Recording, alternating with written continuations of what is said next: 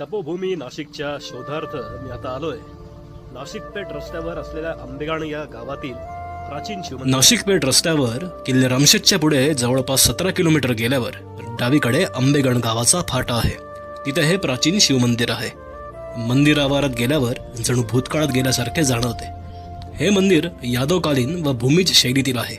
भूमिज शैलीतील मंदिर म्हणजे शिखरावर उपशिखरांनी सजलेलं समतोल आणि मोहक असं वास्तुशिल्प। हे मंदिर पूर्वाभिमुख आहे। मंदिराचे प्रवेशद्वार नक्षीकामाने सजले आहे। सभा मंडपाचे छत कोसळले आहे, मात्र त्याच्या रचनेवरून हे सिन्नरच्या गोंदेश्वर व अंजनेरीतील मंदिर समूहांशी साम्य दर्शवणारे भासते। मंदिरातील सभा मंडपाच्या आतील भागात समुद्रमंथन, विविध वाद्य वाजवणारे वादक, सुरसुंदरी, प्रणय व मैथुन शिल्पे, शिवपूजनात दंग असलेले भक्त अशा विविध भिंतीपट्ट्या आहेत। सभा मंडपातील 4ही देवकोष्ठांमध्ये भग्न शिल्पे आहेत, त्यामुळे त्यांची ओळख पटत नाही। मंदिराच्या बाहेरच्या 4ही बाजूंनी सुरसुंदर्या आणि भौमितिक आकृत्यांनी मंदिर सजलेले आहे।